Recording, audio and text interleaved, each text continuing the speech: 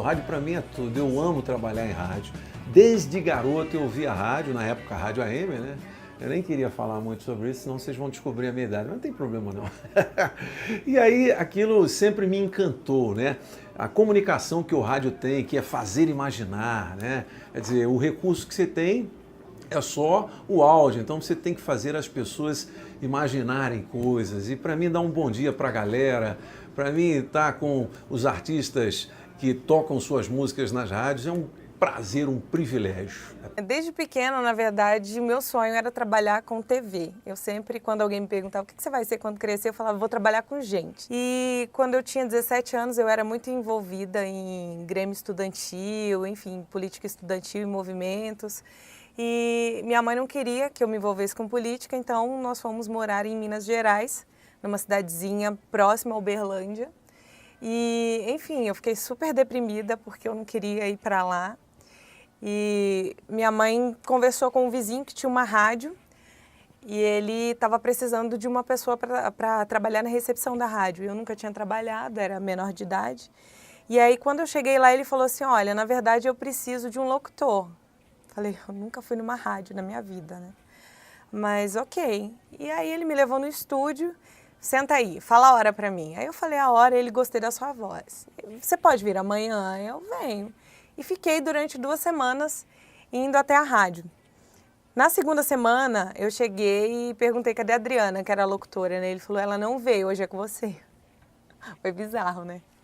Bem, e aí foi um desastre, né? Porque era CD e MD, então eu falava Zezé de Camargo e Luciano, e soltava o eject, o CD saía, um desespero. Aí tinha que programar os comerciais no MD, enfim. Foi horrível, foi desesperador, mas ele gostou. E aí ele me convidou e eu comecei a trabalhar lá. Ele falou, olha, eu vou te pagar metade e a outra metade você corre atrás de comerciais. Só que eu sou uma péssima vendedora. Para correr atrás, para negociar, não é comigo. Eu gosto de criar, eu gosto de executar, mas vender não é minha área. Então, eu só ganharia aquilo que ele ia me pagar. Ganharia porque eu não ganhei, porque acabou que ele não me pagou, eu fiquei lá 2 meses, falei, gente, é isso que é trabalhar em rádio? Tô fora. E aí eu saí, e aí eu estava saindo da escola e um rapaz me abordou, era um cara que trabalhava com o Hermes Negrão é o dono da Audio Estúdio de Uberlândia, e aí ele falou, olha, o Hermes já ouviu você lá na Nova e a gente queria convidar você para Clube, que era Clube de Nova Ponte. Aí eu falei, tá, né, gente, que povo louco, né?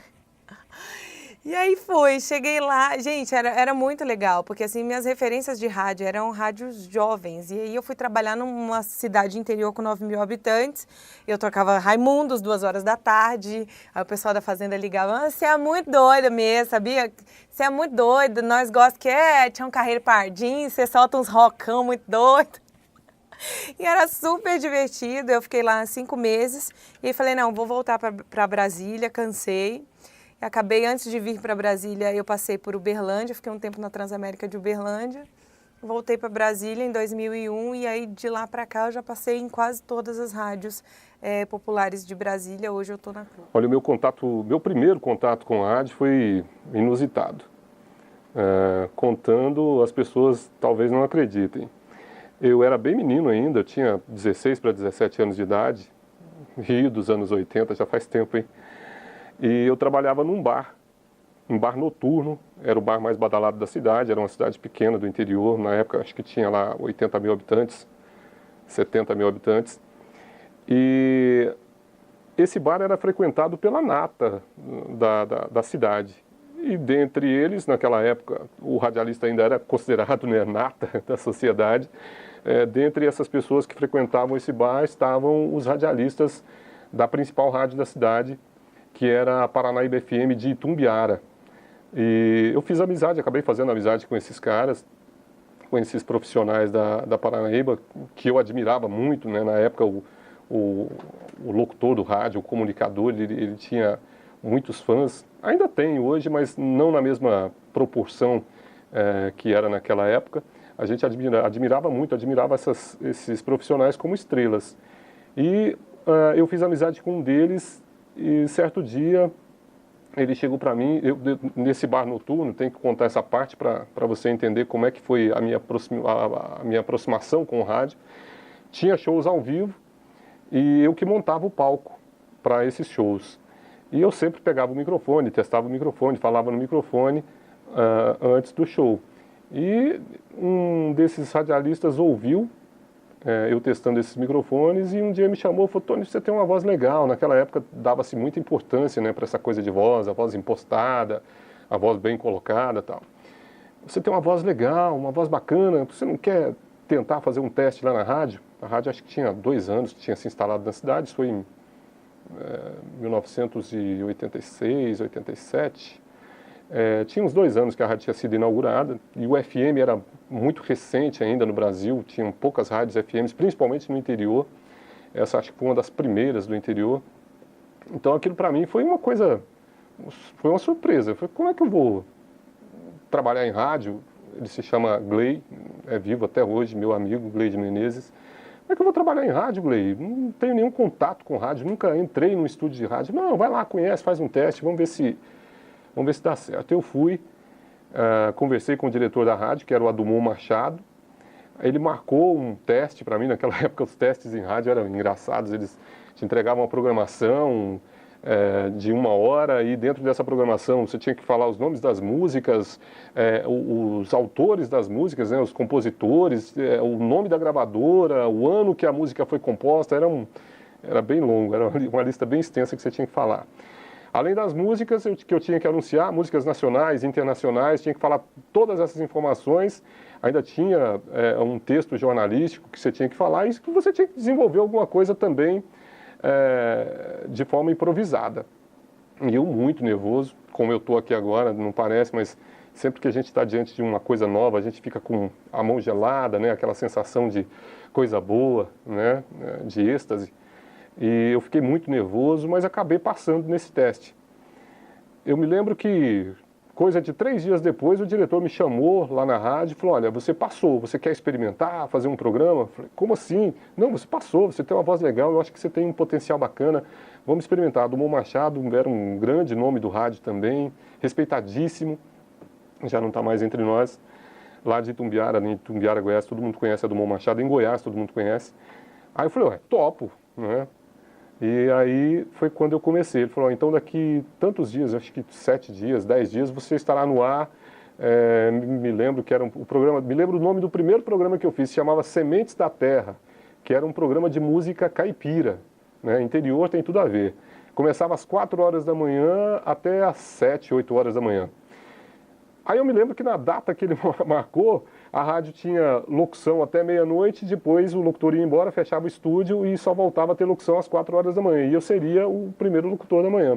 Eu estava tão tenso na minha estreia que eu não dormia à noite.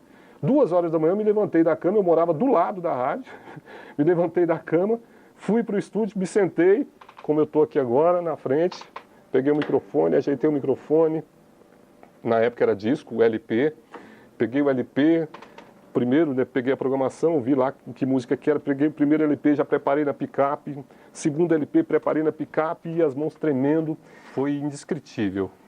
Eu fiquei imaginando quantas pessoas poderiam estar lá do outro lado me ouvindo, o nervosismo bateu, e eu me lembro que eu entrei no ar às 4 horas da manhã e saí, não lembro se era 7 ou 8 horas da manhã. Até hoje eu não lembro o que aconteceu dentro do programa, eu estava muito, muito tenso, mas enfim, uma das melhores sensações que eu já tive até hoje na minha vida, no rádio, uma das melhores lembranças que eu tenho. Trabalho há 17 anos em rádio, há 20 anos com locução.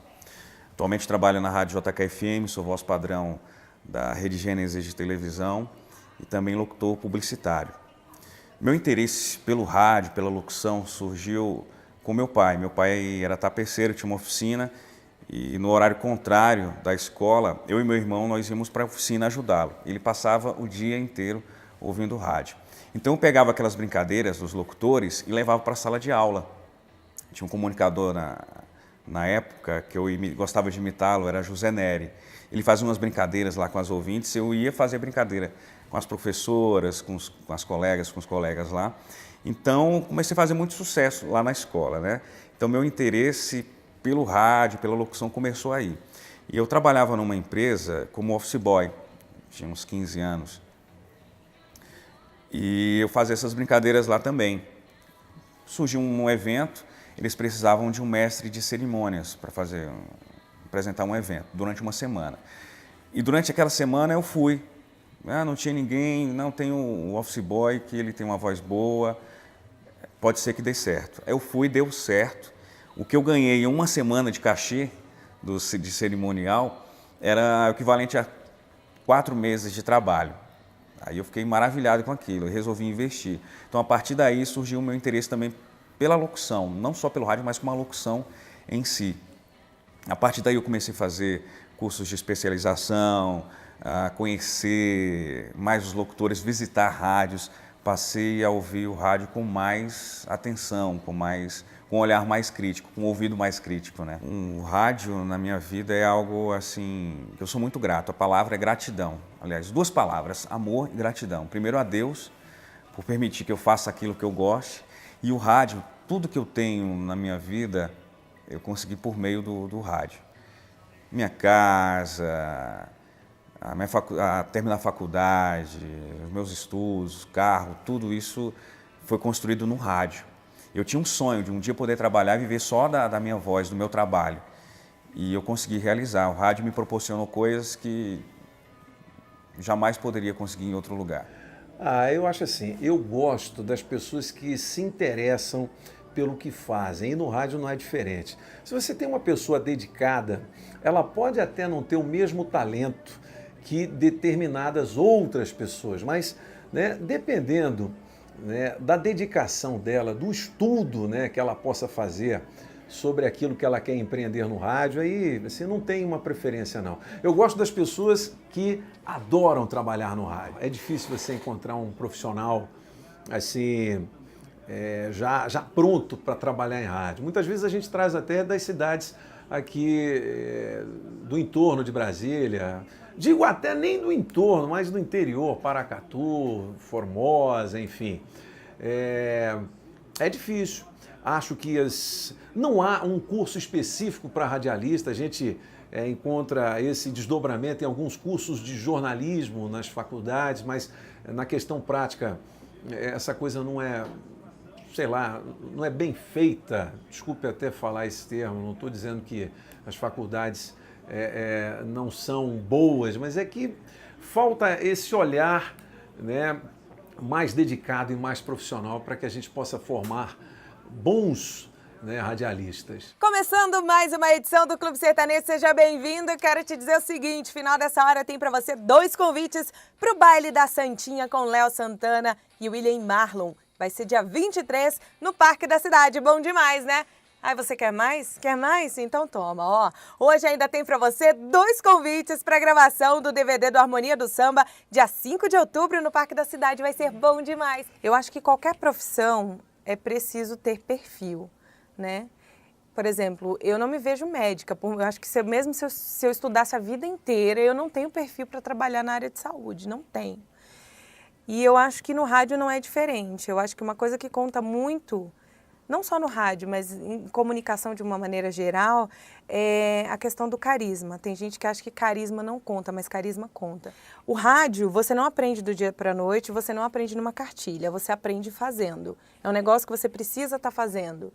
E o ideal é você ter uma pessoa, um diretor, alguém que aposte em você, alguém que te ajude. Existe o passo a passo. Primeiro, você tem que gostar, tem que amar rádio. Depois você tem que buscar se especializar. E todos os dias você precisa se abastecer de conteúdo.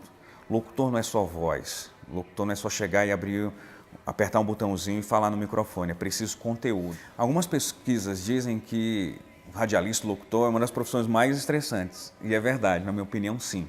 Por quê? Porque você está ali na frente. É como um jogador de futebol. No final de um campeonato, está lá para bater o último pênalti. Todo aquele esforço de uma série de atletas, dos outros jogadores, da comissão técnica, tudo envolvido para aquele momento. Então, quando você vai abrir o microfone para falar, toda uma equipe precisou desenvolver um trabalho para que você chegasse ali. Olha, o legal do rádio é que o rádio te dá uma ampla possibilidade, um amplo leque de possibilidades. Você não precisa ser Se você foi contratado para ser locutor, você não precisa ser só locutor. Dentro do rádio você pode exercer várias funções, depende de você, né? Se você quiser ir para a produção, você pode ir para a produção, tem a possibilidade de você ir para o jornalismo, tem a possibilidade de você trabalhar com a promoção, né, que é a locução na área externa, né, nas ruas, direto com o público. Você pode ser um locutor comercial, fazer flashes nas lojas, você pode ser um redator, você pode ser um apresentador de jornalismo, enfim. Existem várias possibilidades dentro do rádio. E eu enxerguei isso, bem novo inclusive, e comecei a exercer várias. Eu sou da época do LP, da fita cassete, do rolo, né, de fita. Eu vi os caras trabalhando com aquilo e falei, pô, como é que é isso? Eu achava legal, achava fascinante. Tem um cara que eu me espelho muito nele, que se chama Dedéu, a galera chama ele de Dedéu de Coromandel, trabalhava numa grande rádio na época, e para mim ele era o melhor editor que tinha de áudio naquela época, o melhor produtor de áudio.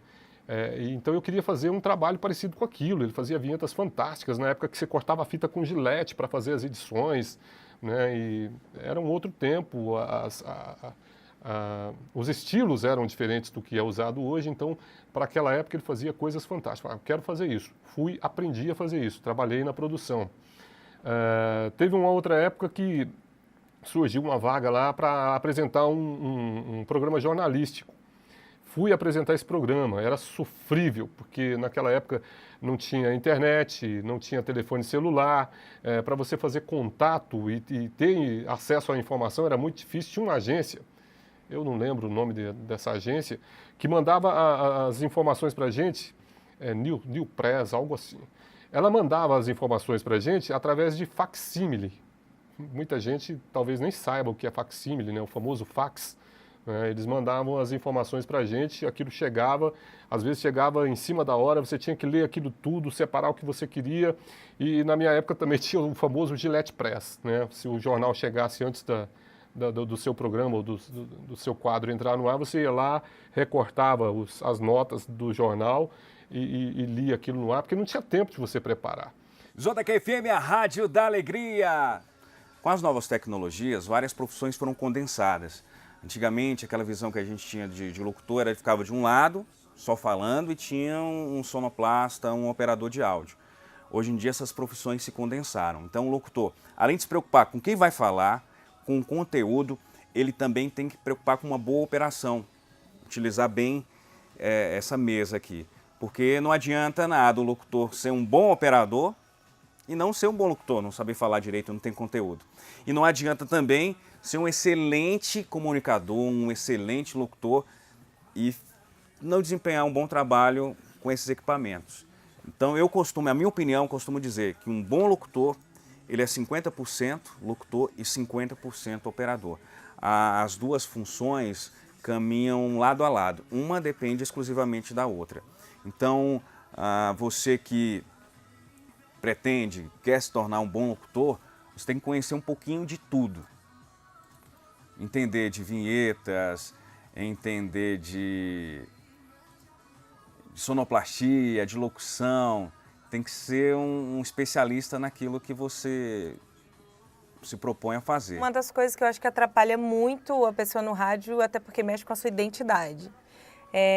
A pessoa acaba achando que existe um padrão de voz e aí ela deixa de ser ela para querer ser um ideal que ela acredita.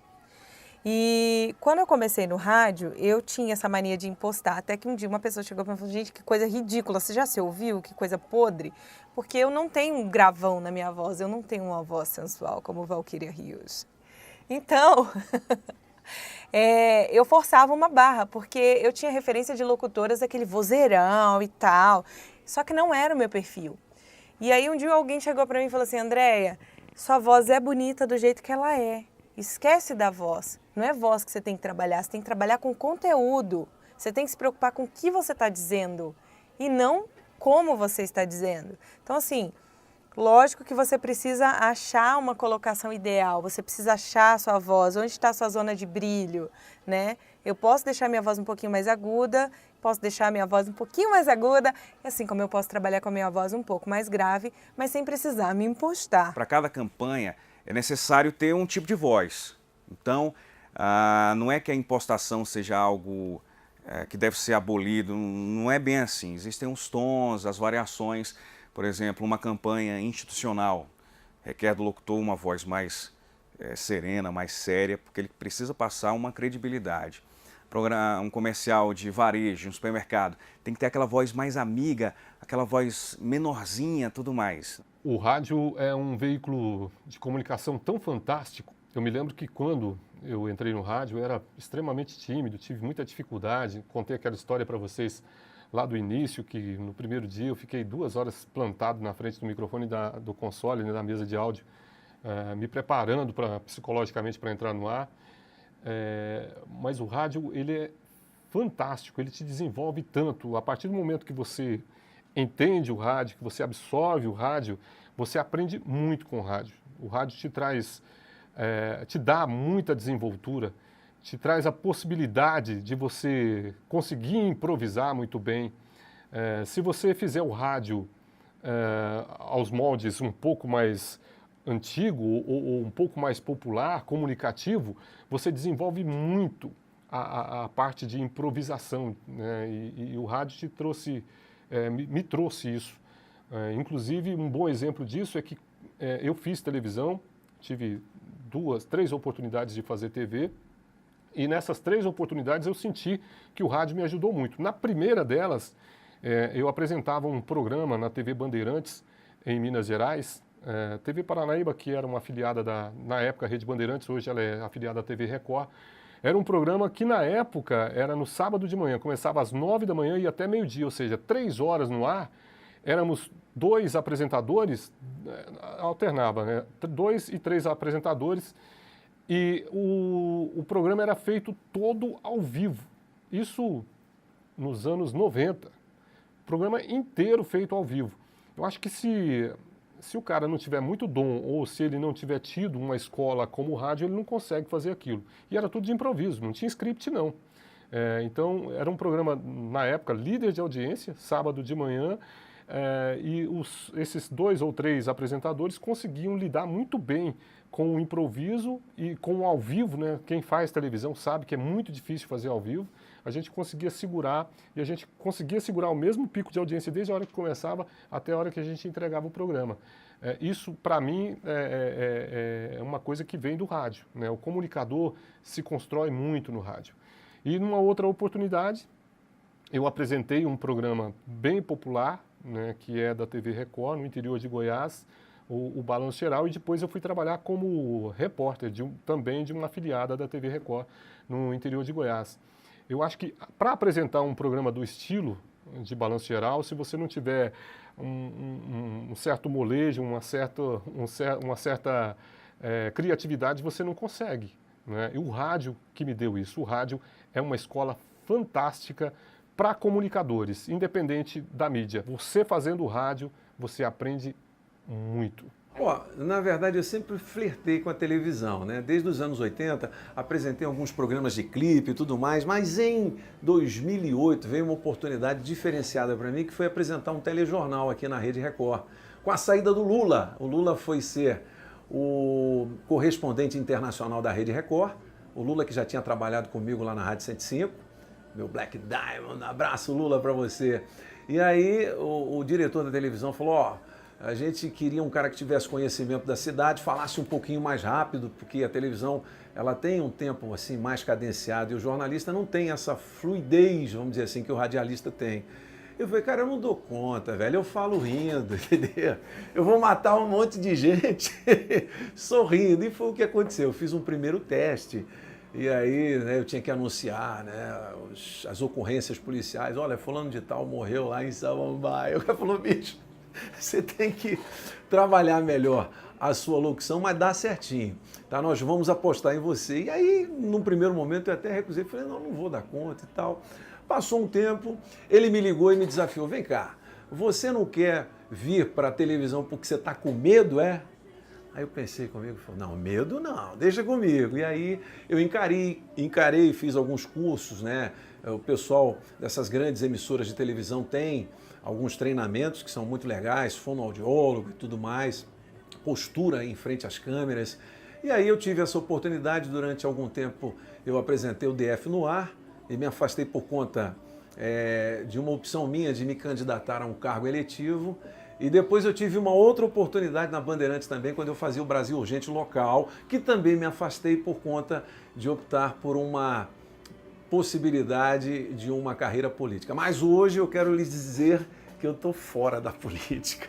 Você precisa ser empreendedor, né? Tem muitos radialistas que hoje são referência como empreendedores. Você pode montar o seu estúdio de gravação, fazer uma home office na sua residência, você pode fazer um portfólio para fazer ofertas como mestre de cerimônias, enfim, você pode fazer diversas coisas. E aí sim, né, você se torna um vendedor e precisa ter uma mente milionária. Vai lá! Desse